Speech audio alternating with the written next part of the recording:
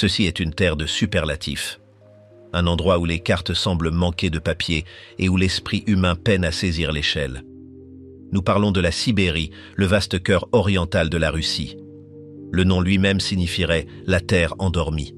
Et c'est un géant qui dort.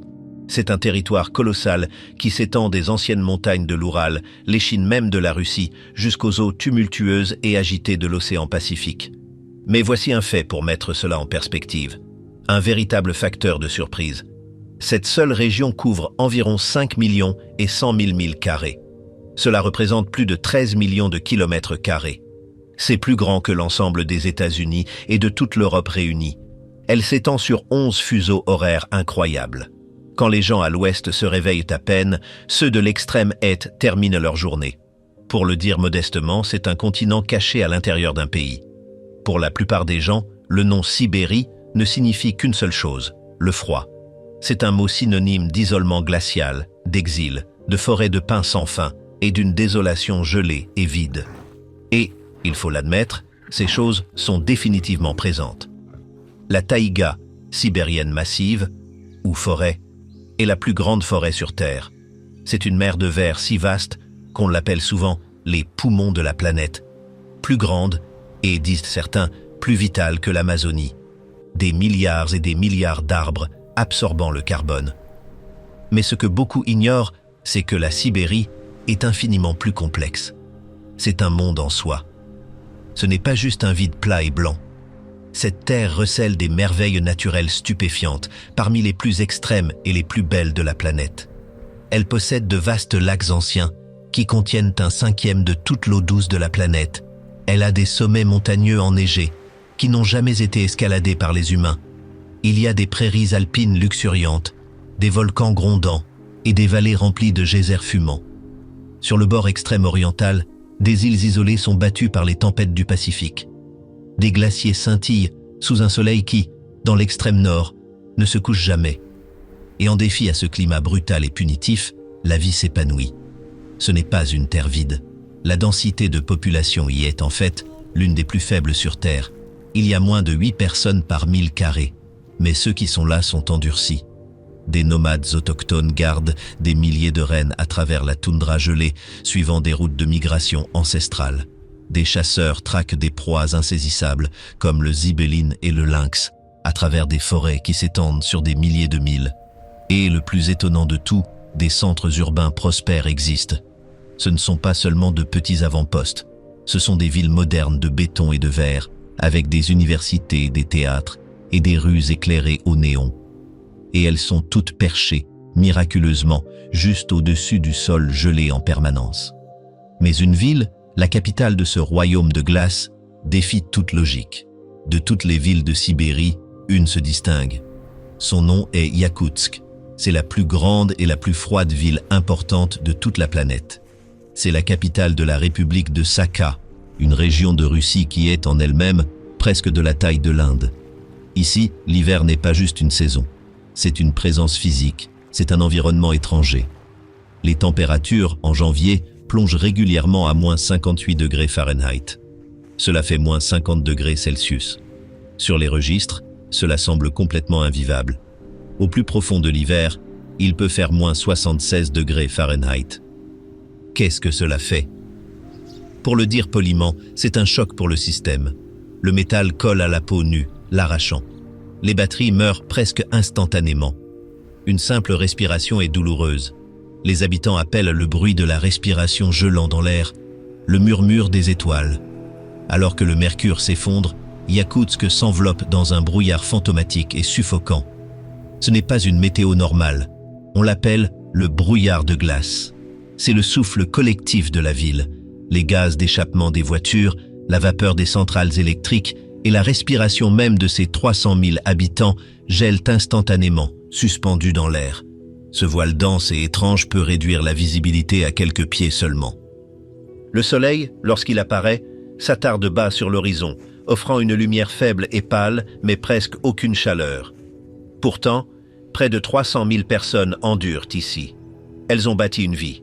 Elles ont créé une ville moderne et florissante, dans un endroit qui semble activement hostile à l'existence humaine. Comment font-elles? La résilience. Et, vous savez, une ingénierie très intelligente. La ville entière est construite sur le pergélisol. C'est le plus grand défi. Pergélisol n'est pas juste du sol gelé. C'est le gel éternel, une couche de glace, de terre et de roche qui est gelée en permanence depuis des milliers d'années. Dans cette région, il peut descendre jusqu'à 5000 pieds. C'est aussi dur que du béton. Mais voici le hic. Si vous construisez un bâtiment chaud dessus, la chaleur fait fondre la glace et la fondation se transforme en un marais fuyant et instable. La solution ?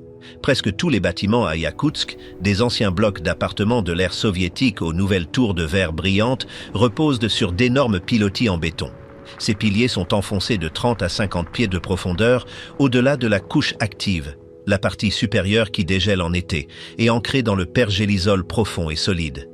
Cela crée un espace crucial, soulevant la ville au-dessus de la glace. L'air froid circule en dessous, gardant le pergélisol gelé et la ville debout. Pour un touriste, arriver ici est une leçon. Les guides locaux vous diront « Ne portez pas de lunettes à monture métallique. Elles gèleront sur votre visage. Les voitures sont laissées en marche 24 heures sur 24. Si vous coupez un moteur, l'huile gèlera, le caoutchouc se fissurera et la voiture ne redémarrera tout simplement pas avant le printemps. Le rhinoc local, ou marché, est un spectacle à voir. À l'air libre, à moins 40 degrés Fahrenheit, les marchands se tiennent debout, emmitouflés de sorte que seuls leurs yeux sont visibles. Ils vendent du poisson dur comme de la pierre, gelé, comme le brochet et l'eau moule. Les poissons sont empilés comme du bois de chauffage.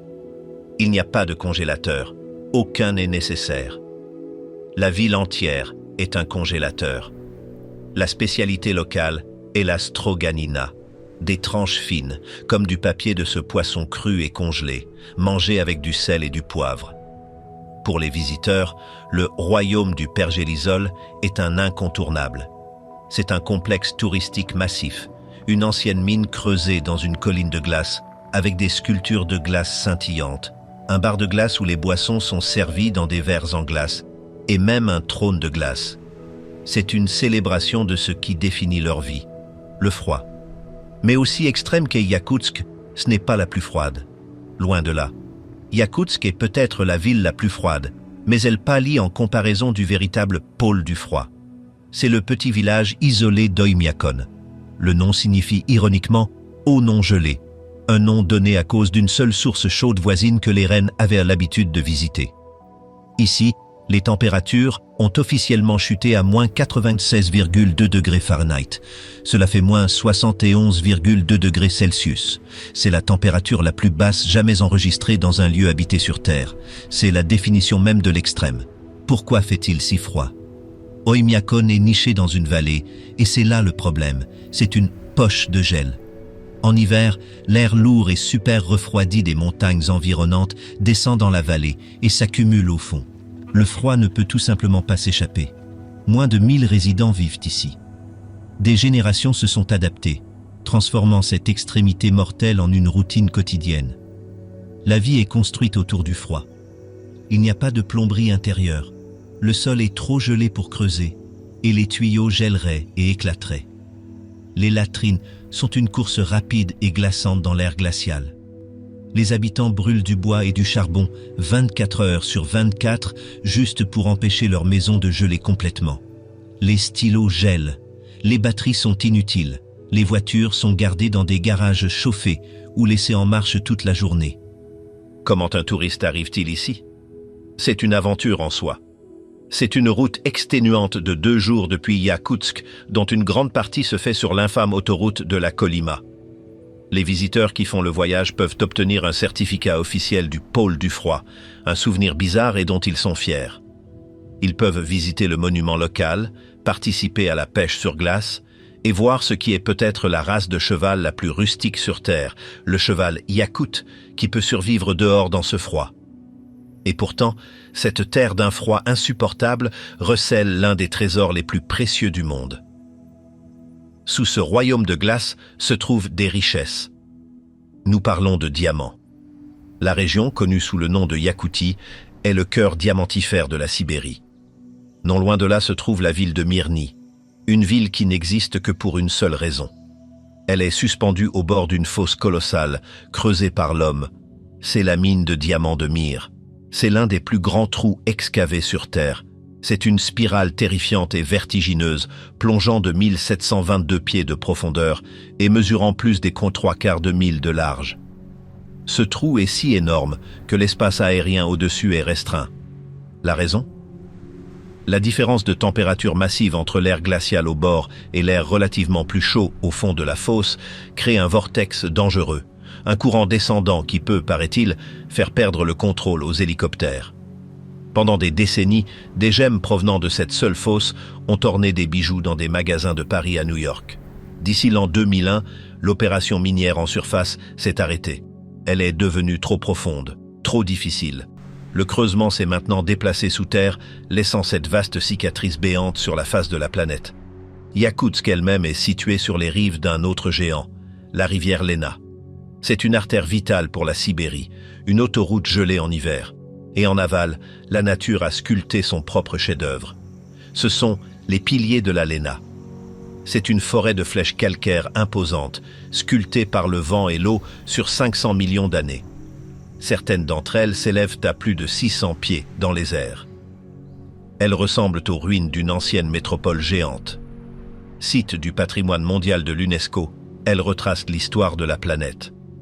Pour les touristes, une croisière fluviale depuis Yakoutsk en été est le seul moyen de les voir, un voyage de plusieurs jours dans un monde préhistorique. Mais pour atteindre ces merveilles, il faut emprunter une route des ombres, une route des fantômes. En Sibérie, les routes sont rares. L'ampleur même et le terrain brutal rendent la construction presque impossible. Mais une route traverse le vide. C'est la R504, l'autoroute de la Kolyma. Elle s'étend sur plus de 1200 milles, un ruban de gravier, de boue et d'asphalte cassé, reliant Yakoutsk au port de Magadan. Mais les habitants la connaissent sous un autre nom, plus sinistre, la route des os. La raison de ce nom est un chapitre sombre et horrible de l'histoire de la nation. Cette autoroute a été construite par les prisonniers du système du Goulag sous la règle brutale de Joseph Staline.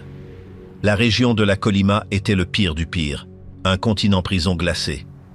Des centaines de milliers d'hommes, prisonniers politiques et criminels de droit commun, ont été forcés au travail dans les conditions les plus brutales imaginables. Des milliers et des milliers d'entre eux n'ont pas survécu. Ils ont été perdus à cause du froid, de la famine, du travail éreintant et de la cruauté des gardes. Ce que personne ne vous dit, la légende qui donne son nom à la route, c'est que leurs corps étaient souvent laissés là où ils étaient tombés. Leur lieu de sépulture serait incorporé directement dans la fondation de la route elle-même. L'autoroute est, littéralement, un monument à leur souffrance. Certaines estimations affirment que des centaines de milliers de vies ont été perdues dans les camps de la Kolyma, tout cela pour construire cette route et miner de l'or. La conduire aujourd'hui est une expérience étrange et glaçante. Elle reste dangereuse. En été, c'est une mer de boue. En hiver, c'est une plaque de glace glissante. Des localités scintillent le long de son parcours. Certaines sont vibrantes, mais beaucoup sont spectrales. La ville de Kadikshan en est un parfait exemple. Elle est née dans les années 1940, construite par des prisonniers du Goulag pour extraire du charbon. Elle abritait autrefois 10 000 personnes. Mais après l'effondrement de l'Union soviétique et une tragique explosion de mines en 1996, la ville a été jugée non rentable.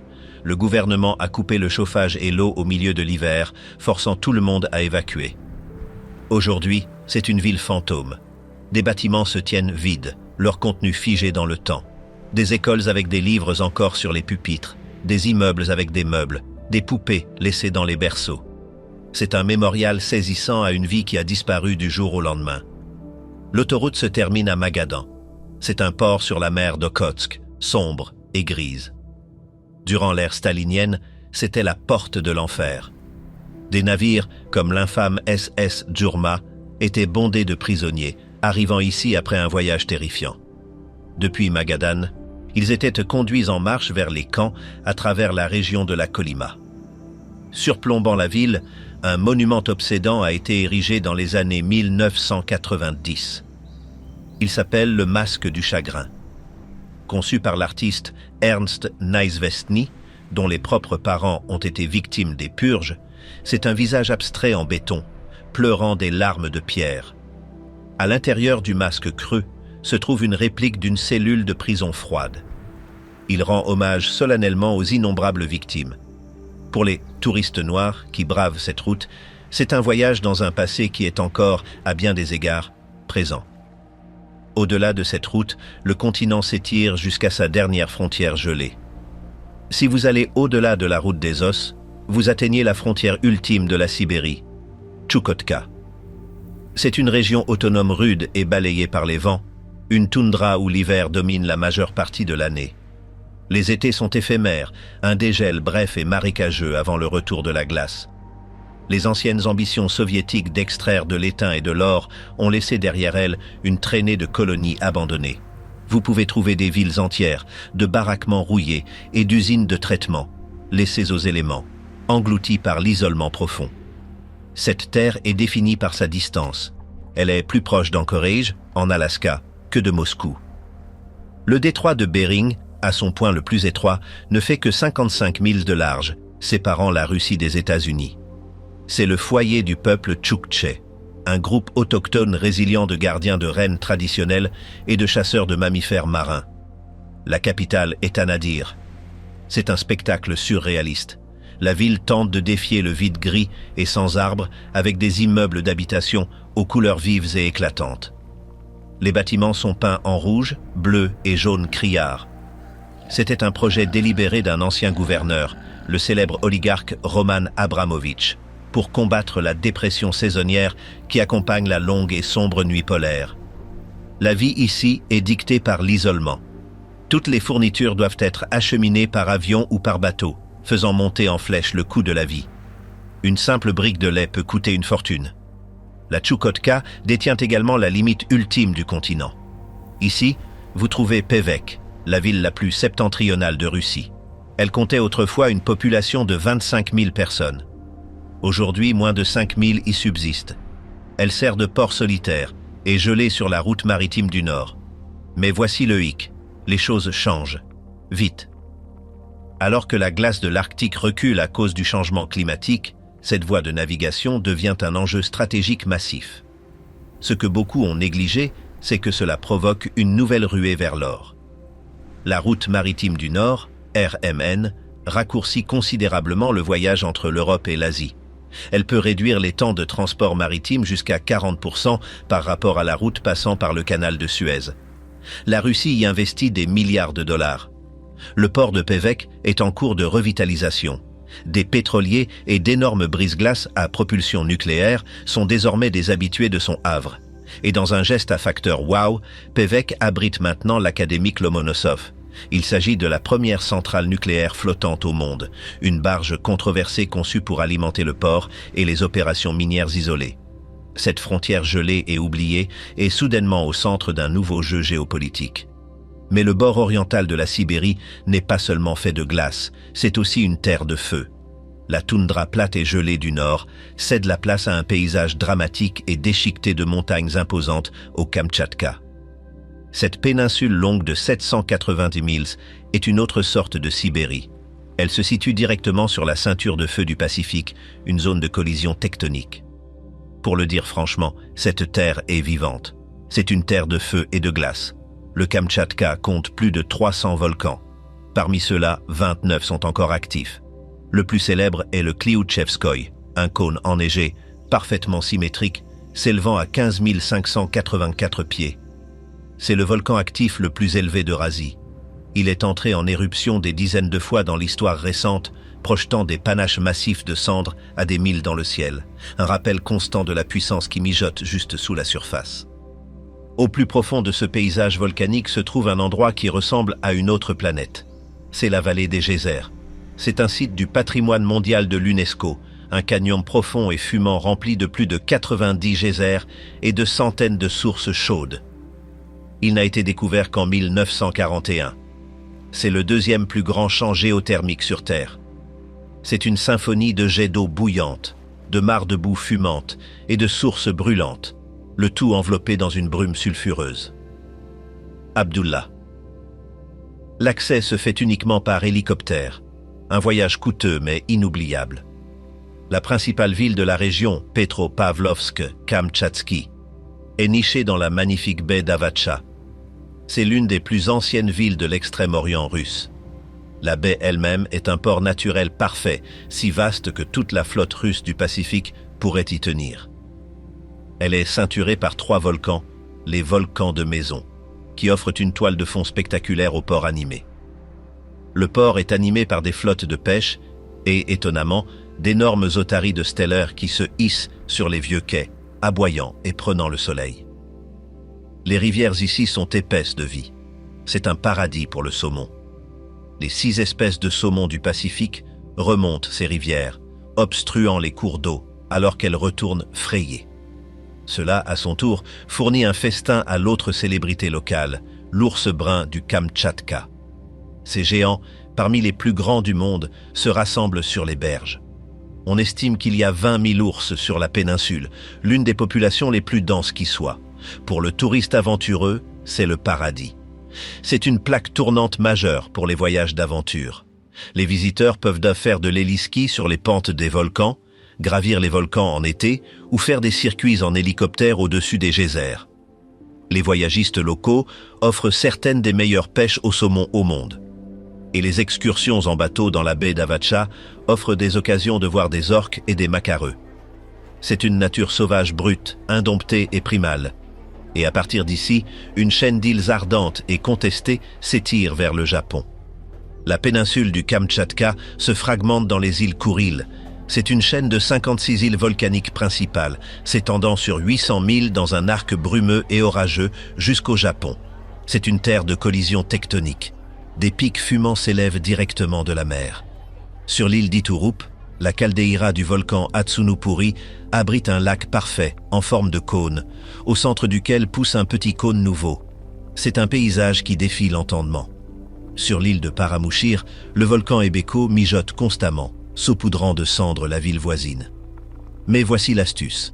Ces îles sont au cœur d'un différend politique massif. Le Japon revendique toujours les 4 îles du Sud, qu'il appelle les territoires du Nord. L'Union soviétique les a prises dans les derniers jours de la Seconde Guerre mondiale. Ce différend unique a empêché la Russie et le Japon de signer un jour un traité de paix formel. Cette chaîne de volcans brumeux et isolés est un point chaud géopolitique majeur. Plus à l'ouest se trouve l'île de Sakhaline. C'est une île longue et mince, s'étendant sur 621 milles du nord au sud, séparant la mer d'Okhotsk de la mer du Japon. Cette terre a également été une prise contestée, disputée par la Russie et le Japon pendant des siècles. Ce fut autrefois une colonie pénale notoire, une katorga, sous les tsars. Le célèbre écrivain Anton Tchekhov s'y est rendu en 1890 et a rédigé un sombre rapport sur les terribles conditions. Après la Seconde Guerre mondiale, elle devint entièrement soviétique. La ville principale, Yuzhno-Sakhalinsk, est un mélange fascinant de planification en grille soviétique et d'échos architecturaux japonais subtils. On trouve de la nourriture russe, coréenne et japonaise dans la même rue, héritage de son histoire compliquée. Mais l'histoire moderne de l'île est axée sur les ressources. C'est un centre pétrolier et gazier massif. Des projets comme Sakhaline 1 et Sakhaline 2 sont parmi les projets énergétiques les plus vastes et les plus complexes au monde, avec des plateformes offshore géantes forant de l'or noir dans les mers glacées. Pour le voyageur, le monument le plus obsédant de l'île se trouve à son extrémité la plus méridionale. C'est le phare d'Aniva. Il fut construit par les Japonais en 1939, une merveille d'ingénierie. C'est une tour de béton de 100 pieds de haut, perchée sur un rocher désolé et battu par la tempête. Il fut ensuite automatisé, puis, finalement, abandonné. Aujourd'hui, il se dresse comme une sentinelle rouillée et en décomposition, un endroit privilégié pour les touristes sombres qui viennent en bateau pour explorer l'intérieur fantomatique et délabré. C'est un monument solitaire au bout du monde. Sur le continent, une ville sert de grand et ambitieux portail pacifique à la Russie. Nous arrivons à Vladivostok. C'est le portail pacifique de la Russie. Une ville dont le nom signifie littéralement « régner sur l'Est ». C'est un lieu d'une importance stratégique massive, le quartier général de la flotte russe du Pacifique. Géographiquement, elle est à un monde de l'Europe. Elle est, en fait, située plus près de Tokyo, Séoul et Pékin que de Moscou. Fondée en 1860, elle a servi d'ancre à la portée impériale de la Russie à l'Est. Pendant l'ère soviétique, c'était une ville fermée, totalement interdite aux étrangers et à la plupart des citoyens soviétiques. Elle ne s'est ouverte au monde qu'en 1992. Aujourd'hui, elle est florissante. Elle a une certaine assurance, une énergie unique. L'horizon est dominé par le pont Rousski. C'est le pont à haubane le plus long du monde, une déclaration d'intention massive de 10 000 pieds de long, reliant la ville à l'île Rousski, qui accueille désormais une université majeure. Le pont a été construit pour le sommet de l'APEC de 2012, un symbole du pivot vers l'Asie de la Russie. La ville est pleine de contradictions. Elle a de grandes façades européennes accrochées à des collines escarpées, lui donnant une ambiance similaire à San Francisco. Mais l'atmosphère est distinctement asiatique. La ville est inondée de touristes et de commerces en provenance de Corée, de Chine et du Japon. Les visiteurs affluent vers ces promenades au bord de l'eau, empruntent le funiculaire historique, visitent le musée du sous-marin S-56 sur le port et surtout mangent. Les restaurants servent ici le célèbre crabe du Kamtchatka, une délicatesse massive et arachnéenne, incontournable pour tout touriste. La côte voisine est magnifique. Elle plonge directement dans le Pacifique avec des pins s'accrochant à des falaises abruptes, tandis que les vagues s'écrasent sur des plages de granit. Et voici un véritable facteur wow. En été, la région a des sables pâles étonnamment chauds et des eaux claires. L'océan peut se réchauffer jusqu'à 72 degrés Fahrenheit. Ce sont des murmures tropicaux au cœur de la Sibérie. Mais juste à l'intérieur des terres, dans la forêt de la taïga de l'Ussuri, vit l'une des créatures les plus magnifiques et les plus menacées de la planète. C'est le foyer du tigre de l'amour. Moins de 600 de ces géants restent à l'état sauvage. Et encore plus rare, c'est aussi le foyer du léopard de l'amour. C'est le plus rare des grands félins sur Terre. Pendant des années, sa population a oscillé à un niveau désespéré de 30 ou 40 individus. Mais grâce à un effort de conservation massif centré dans le parc national de la Terre du Léopard, qui se trouve à une courte distance en voiture de la ville, la population est remontée à plus de 100. C'est une histoire de bonnes nouvelles rares et précieuses. Et cette ville est le dernier et le plus grand arrêt du chemin de fer le plus célèbre du monde. Vladivostok est la fin de la ligne, ou, pour beaucoup, le début. C'est le terminus du chemin de fer transsibérien. C'est pour le moins le voyage d'une vie. C'est un ruban d'acier de 5 772 milles de long. Il traverse 7 fuseaux horaires reliant Moscou au Pacifique. Construit entre 1891 et 1916, ce fut un exploit d'ingénierie énorme, accompli par un labeur brutal et éreintant, le tout pour lier un continent. Un trajet dans ce train est une odyssée d'une semaine. Ce n'est pas un train de luxe, bien que des options de luxe existent, c'est une artère vitale et vivante. Pour les touristes, il offre une vue hypnotique de l'ampleur du pays. Vous pouvez réserver une cabine de première classe, un spalni-wagon à 2 couchettes, une deuxième classe, un coupé à 4 couchettes, ou, pour l'expérience réelle, un Platzkart de 3e classe. C'est un dortoir à plan ouvert sur roue, un endroit où vous partagez de la nourriture, des histoires et de la vodka avec les locaux. La vie dans le train s'installe dans un rythme. Il est défini par la provodnitsa, l'attendant de voiture femme qui est la souveraine ferme, mais juste du wagon. Il est défini par le samovar, la chaudière à eau chaude géante au bout du wagon, fournissant de l'eau gratuite sans fin pour le thé et les nouilles instantanées. Et il est défini par les longs arrêts, parfois de 30 minutes, où vous pouvez vous précipiter sur le quai. Ici, les babouchkas, grand-mères, vendent de la nourriture locale et faite maison, du poisson au moule fumé près du Baïkal, des pirochki, petits pains, farcis et des baies sauvages. C'est une fenêtre sur l'âme de la Russie, cliquetant et claquant à travers des forêts de bouleaux sans fin et de minuscules villages en bois. Mais le chemin de fer passe également près de l'une des merveilles les plus étranges et les plus déconcertantes de la Sibérie. Vers le nord, dans le kraï de Transbaïkalie, se trouvent les sables de Chara. C'est un véritable désert. Pas un désert métaphorique. Une véritable parcelle de 10 000 carrés de dunes de sable massives et ondulantes. Certaines sont hautes, de près de 100 pieds. Et voici le facteur wow. Il est complètement piégé entre des sommets enneigés, les montagnes Kodar et la forêt de taïga. C'est un désert arctique. Comment est-il arrivé là? C'est un mystère géologique, probablement le vestige d'un ancien lit de lac asséché, sculpté par le vent. Il est incroyablement difficile d'y accéder, ce qui en fait l'un des paysages les plus reculés et les plus surréalistes de la Terre. Alors que le train se dirige vers l'ouest, il entre dans une terre de spiritualité profonde et ancienne. Vers l'ouest, le paysage change. Le train roule dans la République de Bouriatie. Ici, les dômes dorés des églises orthodoxes russes se dressent près des drapeaux de prière colorés et flottant des temples bouddhistes. C'est le centre du bouddhisme russe. Les datsans, ou monastères, comme le datsan d'Ivolginsk, sont des pôles de vie spirituelle. Ce monastère a été fondé en 1945, une autorisation surprenante après des années de répression stalinienne. Les drapeaux de prière flottent au vent et les moines font tourner des roues inscrites de mantras. Dans la capitale, Ulan-Ude, un héritage soviétique bizarre demeure. La place principale est dominée par une tête géante en bronze de Vladimir Lénine, haute de 26 pieds. Elle pèse 19 tonnes et constitue un monument célèbre, quoique étrange, un endroit prisé pour les photos. Mais la véritable âme de cette région n'est pas faite de pierre, elle est faite d'eau. Nous parlons du lac Baïkal. C'est l'icône de la Sibérie, la perle de Sibérie. C'est un lac aux statistiques stupéfiantes. C'est le lac d'eau douce le plus profond de la Terre, plongeant jusqu'à 5387 pieds, plus d'1 mille de profondeur. C'est aussi le plus ancien, estimé à 25 millions d'années. Et c'est le plus clair. Par une bonne journée, vous pouvez voir 130 pieds dans ces profondeurs bleu-vert. La raison ? Des millions de minuscules crevettes endémiques appelées Epichura, qui agissent comme un filtre vivant. Mais voici le fait le plus déconcertant. Ce seul lac contient 20% de toute l'eau douce non gelée du monde entier. C'est plus d'eau que tous les grands lacs d'Amérique du Nord réunis.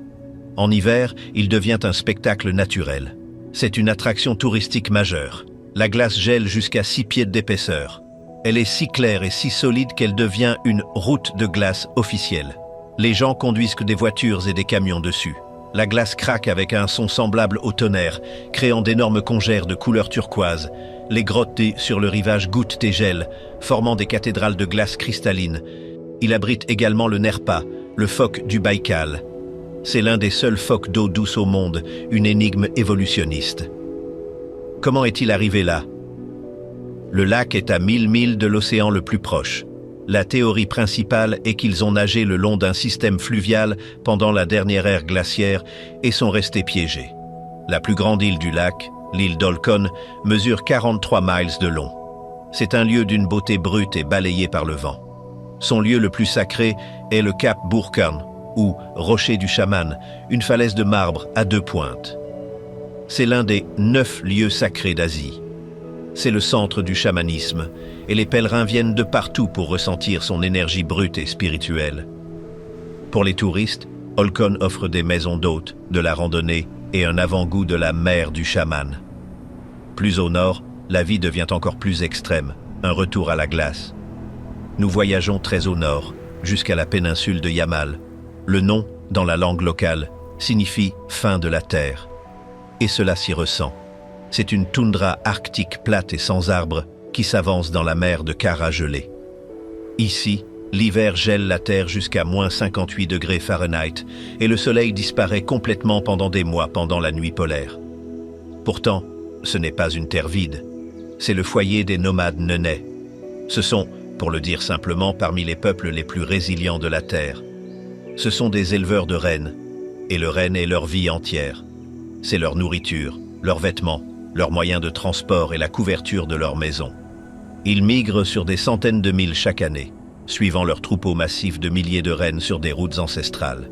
Ils vivent dans des choums, des tentes coniques faites de peaux de renne, tendues sur un cadre en bois.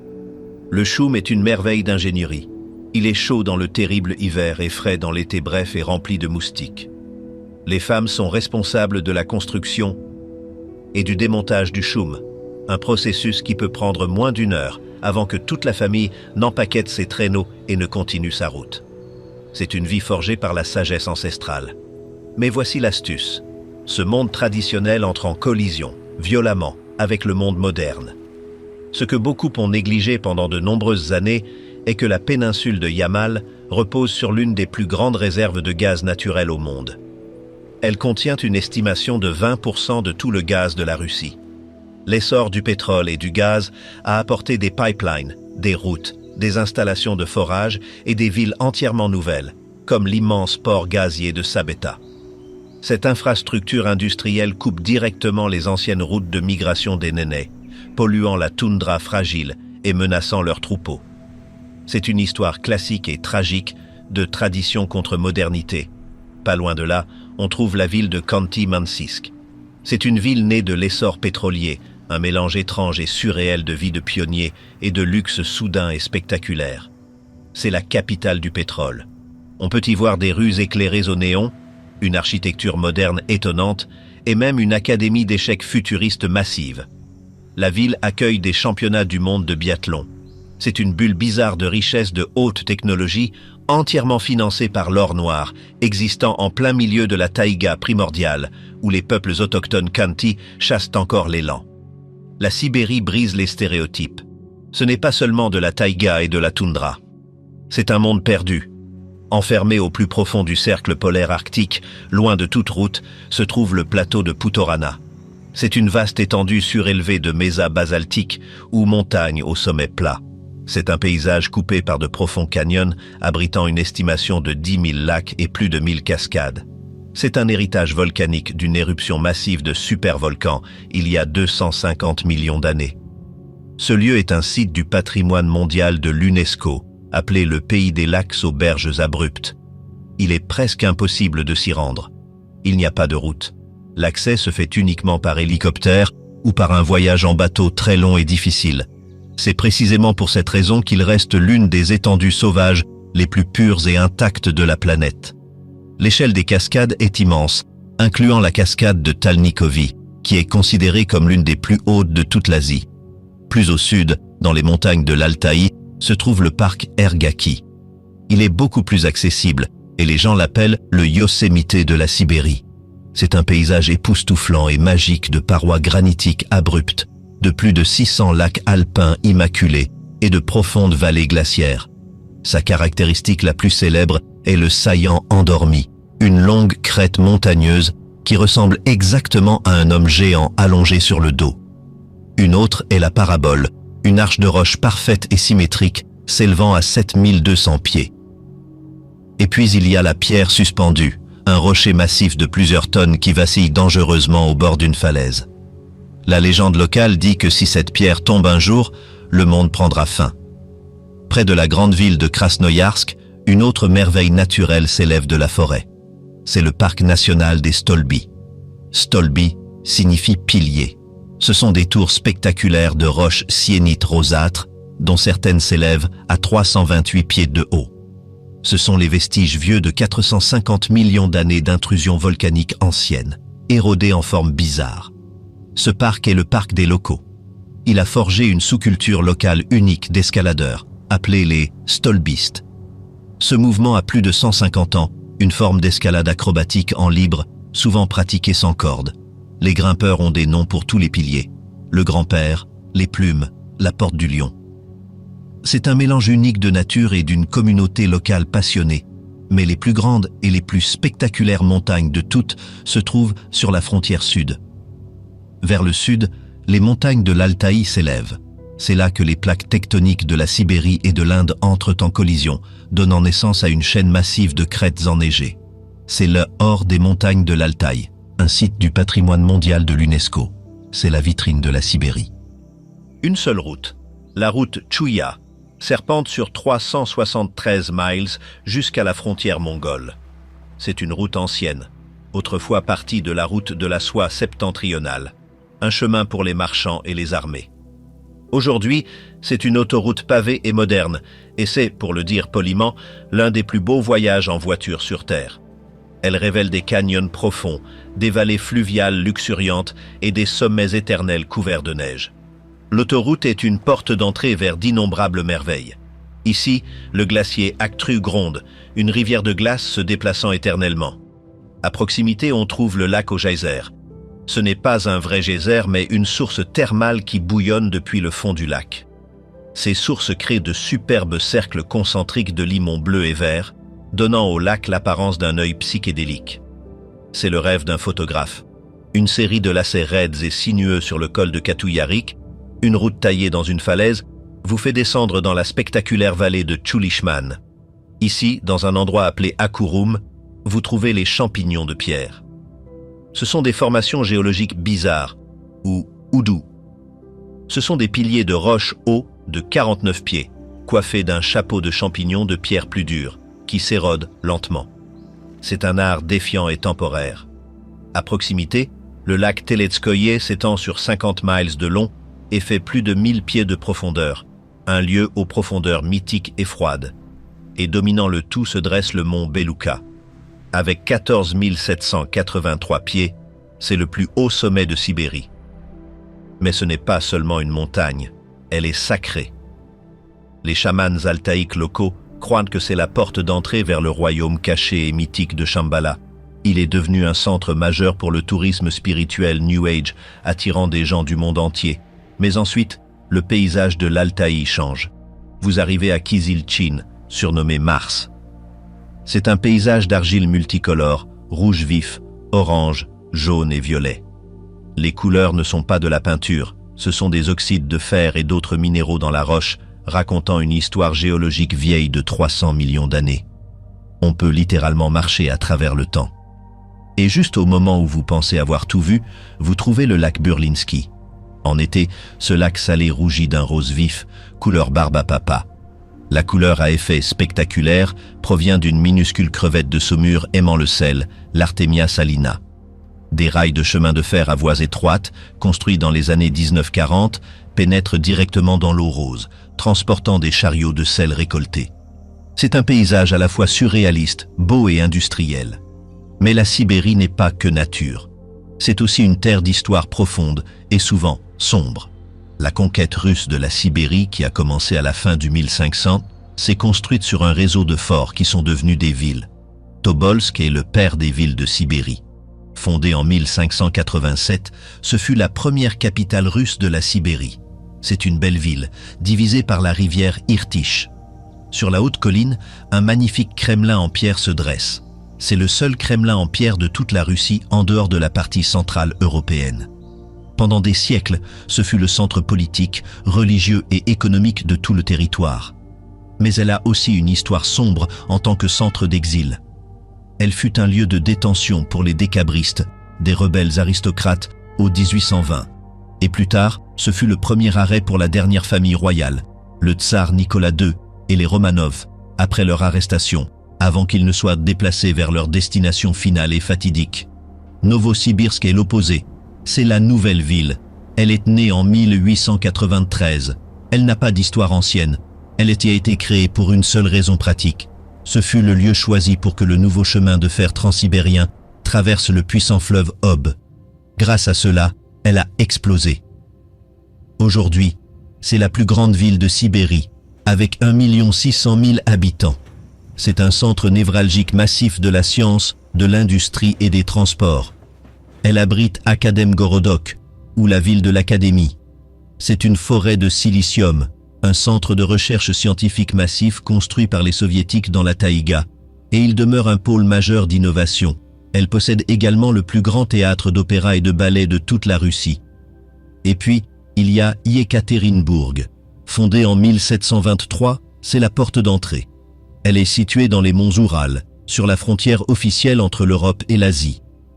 C'est la 4e plus grande ville de Russie, un mélange dynamique de maisons marchandes pré-révolutionnaires et de gratte-ciel vitrés imposants. Il y a des monuments partout, où les touristes peuvent se tenir avec un pied en Europe et un pied en Asie. Mais c'est aussi de manière célèbre le site d'un sombre tournant historique. C'est ici, dans le sous-sol d'une maison en 1918, que le dernier tsar, Nicolas II, son épouse et ses 5 enfants ont été expédiés. Leur fin tragique a marqué l'arrêt final et sanglant de la dynastie des Romanov. Aujourd'hui, l'immense église sur le sang au dôme doré se dresse sur cet endroit même. C'est un lieu de pèlerinage majeur, un lieu de sombres souvenirs. Mais ces villes russes sont nouvelles. L'âme véritable de la Sibérie réside dans ses peuples originels. La démographie de la Sibérie est une histoire de migration. Environ 85% de la population est slave, principalement des Russes, arrivés par vagues au cours des 400 dernières années. Mais les groupes autochtones, bien que peu nombreux, sont ceux qui enrichissent cette mosaïque culturelle. Il y a plus de 40 ethnies distinctes, avec leurs propres langues, coutumes et croyances. Les Iakoutes, ou Sakas, sont le groupe le plus important, comptant près d'un demi-million de personnes. Ce sont des peuples turciques, et leur culture est centrée sur le cheval. Ils ont le festival Isyak, une célébration massive et joyeuse du solstice d'été. C'est un festival de renaissance d'influence païenne avec des sports nationaux, de la danse et la consommation rituelle de koumis, lait de jument fermenté. Les Bouriates, qui sont mongols, vivent dans les terres entourant le lac Baïkal. Leur spiritualité est un mélange fascinant de chamanisme ancien et de bouddhisme tibétain.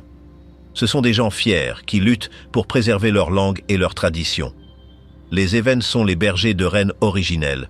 Ce sont des peuples Toungouzes, répartis dans toute la Sibérie. Ce sont les véritables maîtres de la taïga, un peuple qui sait lire la forêt comme un livre. Et dans l'extrême est, il y a les Tchouktchés. Ce sont des peuples paléo-sibériens, connus pour leur robustesse et leur résilience. Ils ont un proverbe, un Tchouktché n'est pas un homme, un Tchouktché est un Tchouktché. Ils sont divisés en deux groupes, les gens de la toundra, qui font l'élevage des rennes, et les gens de la mer, qui sont des maîtres chasseurs de baleines, de morses et de phoques. Mais voici le hic. Ces cultures anciennes sont sous une menace massive. Des siècles de russification et de politique soviétique ont forcé beaucoup à adopter des modes de vie sédentaires et leur langue s'estompe.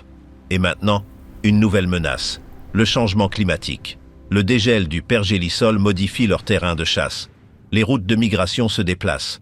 La terre même qu'ils connaissent depuis des millénaires devient instable sous leurs pieds.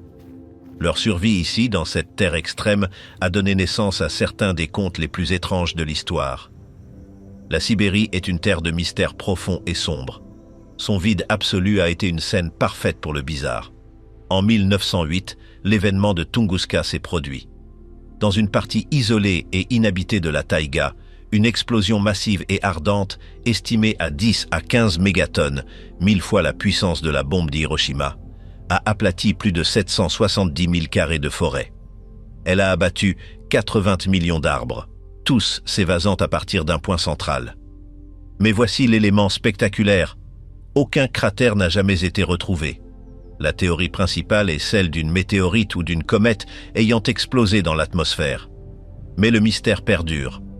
Ensuite, il y a l'histoire de la famille Likov. Ils étaient des vieux croyants, un groupe religieux, qui ont fui les persécutions de Staline dans les années 1930, disparaissant profondément dans la taïga. Ils ont vécu en isolement complet pendant 40 ans. Ils n'avaient ni métal, ni outils modernes, et parlaient un russe archaïque. Ils ignoraient la Seconde Guerre mondiale. Ils ignoraient l'alunissage. Ils n'ont été découverts, par accident, par une équipe de géologues qu'en 1978. Le père a refusé de croire que des hommes avaient marché sur la Lune. La dernière fille, Agafia, y vit toujours seule, en grande partie, une femme hors du temps. En 1959, l'incident du col de Dyatlov s'est produit. C'est un mystère sombre et massif d'Internet.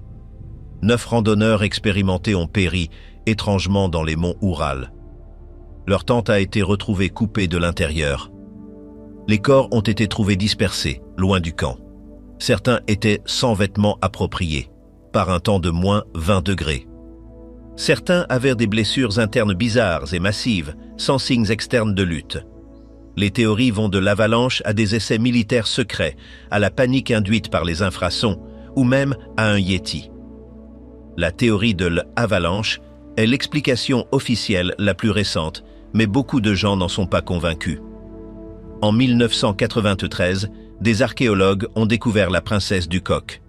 C'est une momie vieille de 2500 ans, une noble du peuple pazyrique.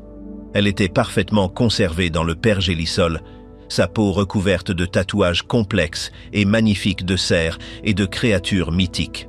Elle a été enterrée avec 6 chevaux. Mais voici la controverse. Les populations locales de l'Altaï croient qu'elle était une chamane, une gardienne. Ils pensent que son retrait de sa tombe a provoqué un déséquilibre spirituel et ils lui ont attribué la responsabilité des tremblements de terre et des inondations dans la région. Et maintenant, un nouveau mystère, les cratères du Yamal. Au cours de la dernière décennie, des cratères géants, parfaitement ronds, ont commencé à apparaître dans la toundra. Certains mesurent 100 pieds de profondeur. Les scientifiques croient qu'il s'agit de bombes de méthane. Le pergélisol dégèle, libérant d'énormes bulles de gaz piégées qui accumulent de la pression et explosent, laissant un trou béant et terrifiant. C'est un signe spectaculaire et très bruyant d'une planète qui se réchauffe. Pour survivre dans cette terre de froid et de mystère, les habitants ont développé une façon de manger unique et consistante. La cuisine sibérienne est, pour le moins, copieuse. Elle n'est pas subtile. C'est une cuisine basée sur la survie, sur des aliments riches en calories et sur ce que la taïga et les rivières fournissent. Le plat le plus célèbre est le pelmeni.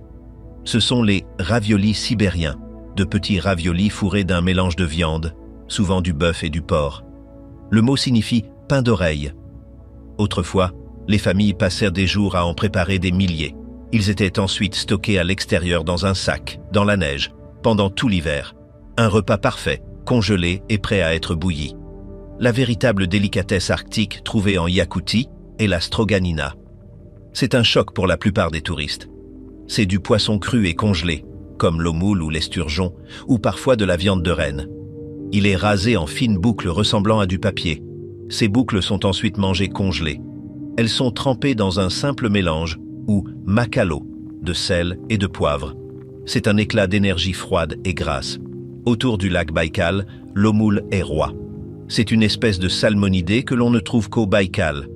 Les habitants le mangent fumé, salé et cru, comme du zagoutaï, un ceviche sibérien. Mais voici le hic. L'eau-moule est maintenant menacée en raison de la surpêche et du changement climatique, et sa pêche a été sévèrement limitée. Les soupes sont essentielles. On trouve du bortsch, soupe de betterave, du ch'ti, soupe aux choux, et de la solyanka, une soupe épaisse, charnue et aigre. Mais la soupe du pêcheur est louka. Le secret, vous diront les locaux, est d'ajouter un trait de vodka à la marmite juste à la fin. La taïga est un garde-manger sauvage et massif. Les pignons de pin sont une énorme industrie. Les gens se rendent dans la taïga pendant des semaines pour vivre dans des camps et récolter les cônes.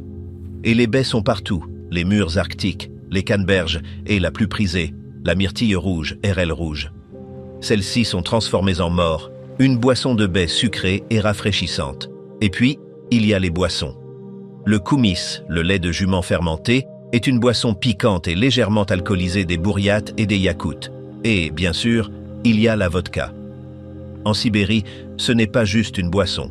C'est un outil social, une monnaie dans les villages éloignés, et, pour le meilleur ou pour le pire, un moyen, dangereux, de rester au chaud et de traverser le long et sombre hiver. Et pour survivre à cet hiver, les vêtements sont tout aussi spécialisés que la nourriture. Les vêtements en Sibérie ne sont pas une question de mode. C'est une question de vie et de survie. Les vêtements traditionnels, développés au fil des millénaires, sont beaucoup plus efficaces que n'importe quel équipement moderne et synthétique. Les nénets sont les maîtres en la matière. Ils portent le yagoutchka pour les femmes et la malitsa pour les hommes. Ce sont d'énormes parkas à capuche, faites de douzaines de peaux de renne. Le facteur époustouflant réside dans la conception. Ils sont à double couche, avec une couche de fourrure tournée vers l'intérieur, contre le corps, et une seconde couche de fourrure tournée vers l'extérieur, contre les éléments. Un nénet, ainsi vêtu, peut survivre à un blizzard par moins 50 degrés, complètement exposé. Les Yakoutes, qui vivent au pôle du froid, ont un système similaire. Ils ont deux ensembles de vêtements. Un ensemble plus léger pour le froid modéré, autour de moins 20 degrés Fahrenheit, et un ensemble ultra résistant pour l'hiver profond, moins 50 degrés et en dessous. Cela comprend des torbazas, des bottes à mi-cuisse en peau de renne avec des doublures en feutre, et des chapeaux de fourrure massifs et ornés. Dans l'Extrême-Orient, les Tchouktsches et d'autres populations côtières utilisent la peau de phoque et de morse. Cela présente un avantage essentiel. Elle est presque complètement imperméable. C'est indispensable pour les hommes qui chassent en kayak sur l'océan Arctique glacial et orageux. Et il ne s'agit pas seulement de fonction. C'est de l'art. Le savoir-faire est incroyable. Les femmes, dans l'obscurité de la nuit polaire, décorent ces vêtements de perles complexes, de broderies et de motifs en mosaïque faits de fourrures de différentes couleurs. Chaque motif raconte une histoire, un signe de leur famille et de leur tribu.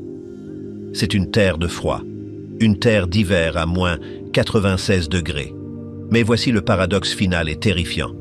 La Sibérie est aussi un point chaud pour le réchauffement climatique. La terre du froid éternel se réchauffe à un rythme 2 fois plus rapide que le reste de la planète. En 2020, une vague de chaleur a vu la ville de Verkhoyansk, un autre, pôle du froid, atteindre l'incroyable 100,4 degrés Fahrenheit. Cela a pulvérisé tous les records de tous les temps pour l'Arctique. Ce réchauffement libère une catastrophe. Le pergélisol fond. Ce n'est pas un dégel lent et doux. Il provoque l'effondrement de bâtiments dans des villes comme Iakoutsk, car leurs fondations s'enfoncent. Il provoque le gauchissement des routes. Il provoque la forêt ivre, alors que les arbres s'abattent sur le sol déstabilisé. Et, plus terrifiant encore, il libère ce méthane, un gaz à effet de serre 25 fois plus puissant que le dioxyde de carbone. La Terre endormie se réveille et elle crache du feu. Nous n'avons fait qu'effleurer la surface de ce titan gelé. La Sibérie demeure l'une des dernières véritables zones sauvages, un lieu qui garde bien ses secrets. Mais à mesure que la glace fond, elle révèle à la fois des trésors et de nouveaux dangers. La grande histoire de la Sibérie est une histoire d'extrême. C'est un récit de froid impossible, de vastes distances et d'une histoire sombre et obsédante. Mais la véritable histoire, celle qui définit cette terre endormie, se trouve dans les détails. Elle se trouve dans la lutte pour la survie, la quête du confort et les cultures étranges et belles qui s'épanouissent dans les coins les plus isolés de la Terre. Ce n'est pas seulement une terre de glace et de vide. C'est une terre de luxe caché, d'arts anciens et de saveurs que vous ne pouvez trouver nulle part ailleurs sur la planète. Nous avons exploré Oymyakon, le village qui détient le record terrifiant de l'endroit habité le plus froid de la planète. Mais ce que personne ne vous dit, c'est qu'il existe un rival, un concurrent pour le titre. C'est la ville isolée de Verkhoyansk. À une courte distance de là, cette colonie de la République de Sakha a sa propre prétention au pôle du froid. C'est un lieu d'une beauté austère et brutale. Ici, les températures ont officiellement chuté à moins 90 degrés Fahrenheit. C'est à peine quelques degrés de moins que le minimum historique d'Oymyakon. Pour les gens qui vivent ici, cette différence n'a aucun sens. C'est le zéro absolu. Verkhoyansk est encore plus petite, encore plus isolée que sa rivale. Elle est située sur la rivière Iana, une autoroute gelée en hiver, entourée d'une toundra plate et infinie. C'est un paysage qui peut briser l'esprit d'une personne. C'est un océan de blanc, s'étendant jusqu'à un horizon qui ne semble jamais se rapprocher. Mais voici le piège. Verkhoyansk est ancienne. Elle a été fondée au XVIIe siècle comme un fort et elle est rapidement devenue un lieu notoire d'exil tsariste. Des prisonniers politiques y ont été envoyés pour être oubliés, pour être engloutis par le froid et le silence. Aujourd'hui, la vie y est une bataille constante. Mais pour le touriste extrême, elle offre un autre type de prix. Cette ville est l'un des meilleurs endroits sur Terre pour observer les aurores boréales. Pendant la longue et écrasante nuit polaire, une période où le soleil se lève à peine pendant des mois, le ciel s'anime. Ce n'est pas la douce lueur que vous pourriez voir dans d'autres parties du monde. C'est un ballet céleste violent. D'énormes rideaux de lumière verte, violette et rouge se tordent et claquent à travers le ciel entier. Ce que beaucoup ont négligé, c'est qu'il s'agit d'une tempête. C'est le vent solaire, un flux de particules provenant du Soleil, s'écrasant contre le champ magnétique de notre planète. Le ciel, littéralement, explose. Les guides locaux proposent des expéditions sur la toundra gelée, loin des quelques lumières de la ville. Là, vous pouvez vous tenir dans un air à moins 40 degrés et regarder les cieux se déchirer dans une guerre silencieuse et magnifique. C'est une expérience qui est, pour le moins, d'un autre monde. Mais la survie ne consiste pas seulement à endurer le froid. Il s'agit de trouver de la chaleur dans les endroits les plus impossibles. Nous voyageons vers l'extrême-orient, vers la péninsule du Kamtchatka. C'est une terre de feu et de glace, de volcans actifs et d'ours bruns massifs. C'est l'un des endroits les plus sauvages et les plus indomptés de la planète. Mais c'est aussi, étonnamment, une terre de luxe.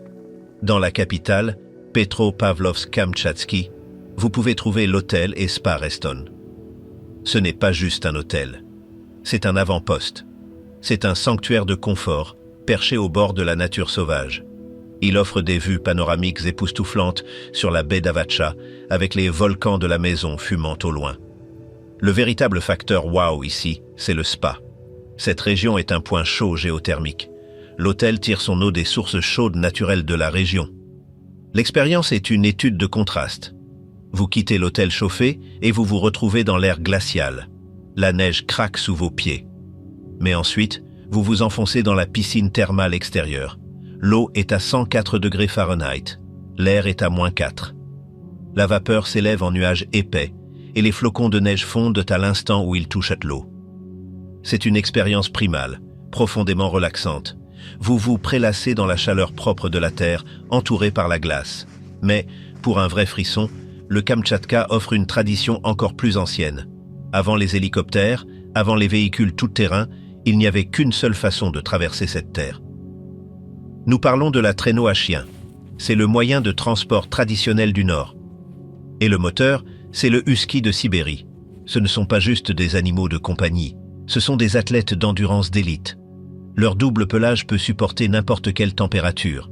Leurs yeux bleus perçants sont adaptés à l'éblouissement de la neige. Et ils ont une seule passion qui les consume, le besoin de courir. C'est une éco-excursion populaire. Vous vous tenez à l'arrière du traîneau, vous vous accrochant tandis que l'équipe de 8 ou 10 chiens explose vers l'avant. Le seul son est le craquement des patins du traîneau sur la neige et le souffle des chiens. Vous glissez sur des rivières gelées et à travers des forêts silencieuses et enneigées. C'est une connexion à un mode de vie vieux de milliers d'années. Vous n'êtes pas seulement en train d'observer la nature sauvage. Vous en faites partie. Du bord sauvage du Pacifique, la recherche de confort se poursuit au cœur même du continent. La Sibérie n'est pas uniquement de la glace et de la toundra. Les régions du Sud sont une terre de montagne, de spiritualité et de cultures uniques. Et ici aussi, les voyageurs peuvent trouver des endroits remarquables où séjourner. Nous nous rendons à Ulan-Ude, la capitale de la Bouriatie. C'est le centre du bouddhisme russe, une ville où l'Asie et la Russie entrent en collision. Ici, l'hôtel Geyser se distingue. Ce n'est pas un hôtel générique d'une chaîne mondiale. C'est une déclaration culturelle. Les chambres sont remplies de décorations d'inspiration bouriate. Qu'est-ce que cela signifie? Cela signifie de riches tapisseries colorées, des motifs nomades complexes sculptés dans le bois et un sentiment de chaleur et d'histoire. C'est une base confortable et moderne pour explorer la ville. De là, vous n'êtes qu'à une courte distance en voiture de l'Ivolguinsky Datsan, le cœur spirituel du bouddhisme dans le pays.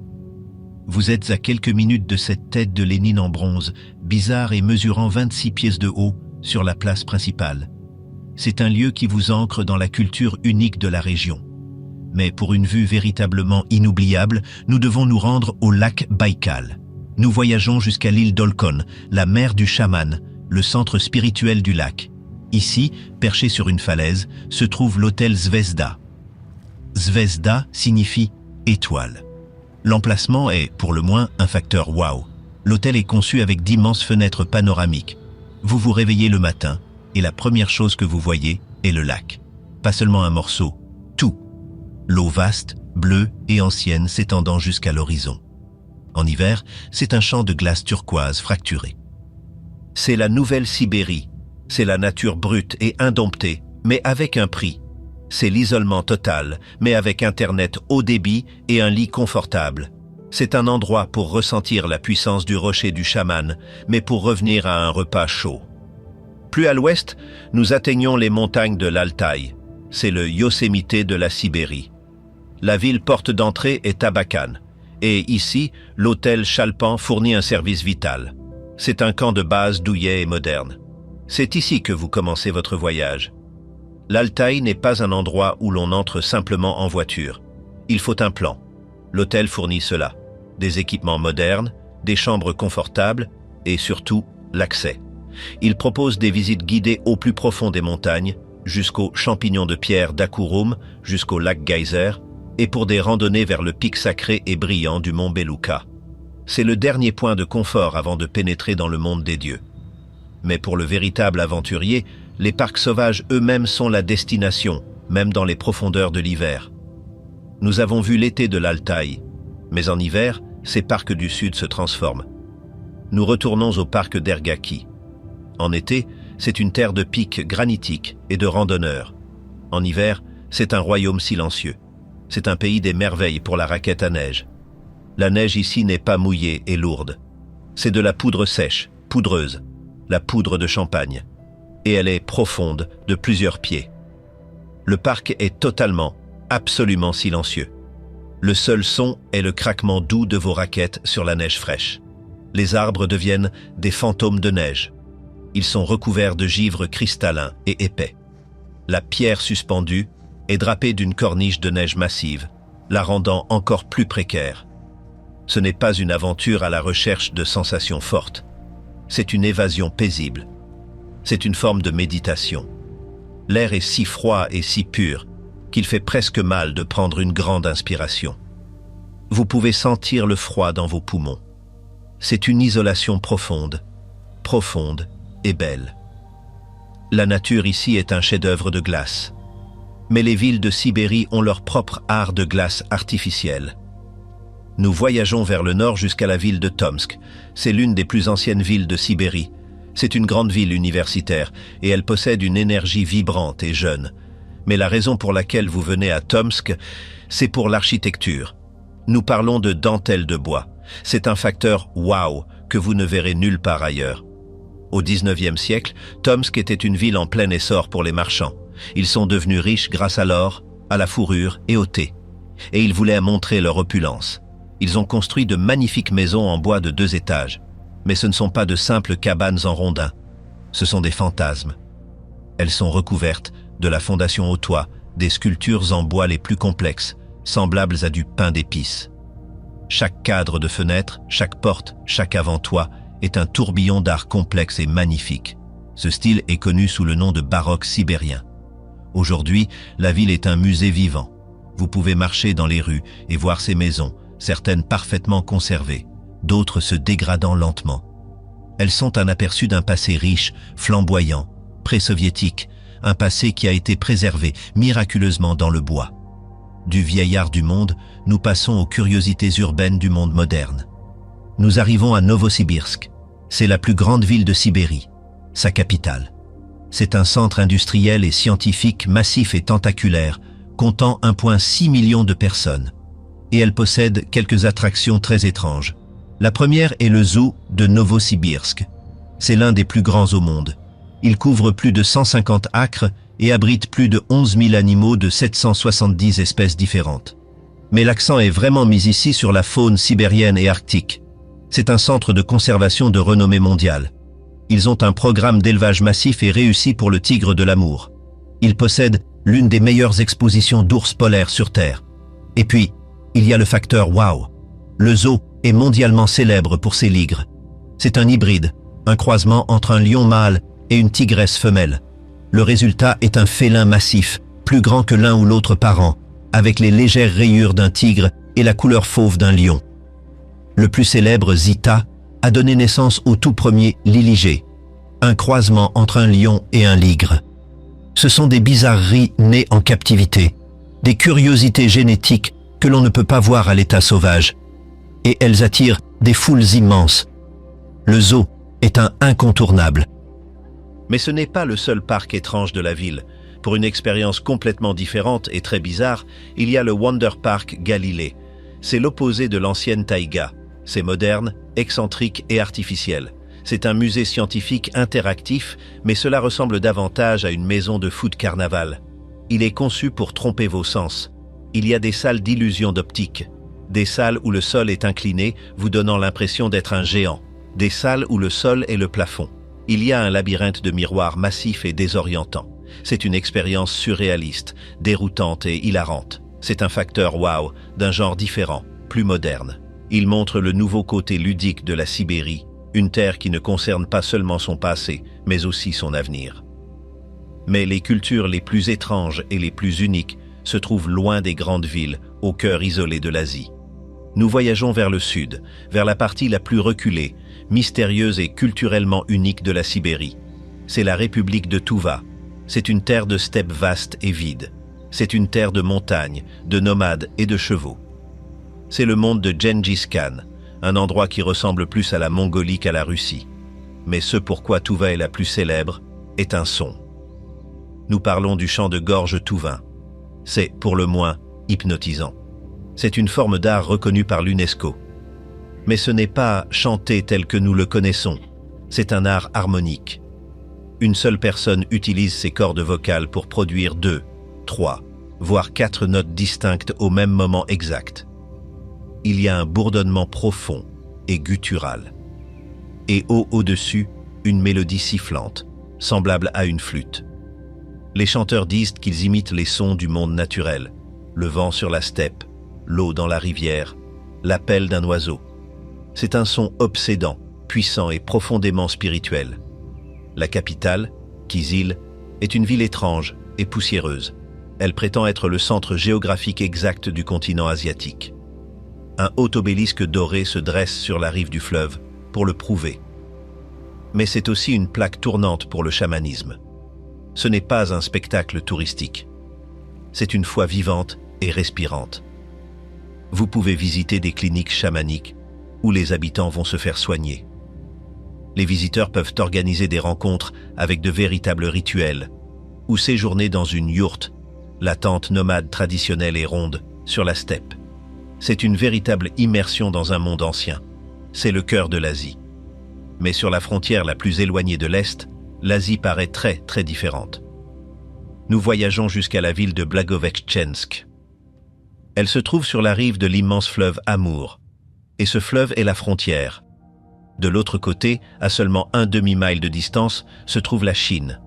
La ville de l'autre côté est Heye. Et le contraste est fou. Du côté russe, à Blagoveshchensk, vous voyez de belles architectures de l'époque tsariste. Vous voyez des bâtiments en briques du 19e siècle et des cathédrales aux dômes dorés. C'est une ville russe classique, au rythme lent. Du côté chinois, à Haihe, vous voyez un horizon futuriste et brillant. Des gratte-ciels massifs, des tours éclairées au néon et une démonstration étourdissante de puissance économique moderne. Vous pouvez faire une excursion en bateau sur le fleuve Amour. Vous flottez entre ces deux mondes. C'est un conte de 2 villes, 2 continents, 2 systèmes politiques, 2 univers qui se regardent par-dessus une étroite bande d'eau. C'est un facteur wow de géopolitique, un endroit où vous pouvez voir le passé et le futur en même temps. Ce mélange de cultures russe et asiatique se retrouve partout en Sibérie, surtout dans sa cuisine. La cuisine sibérienne n'est pas délicate, elle n'est pas sophistiquée.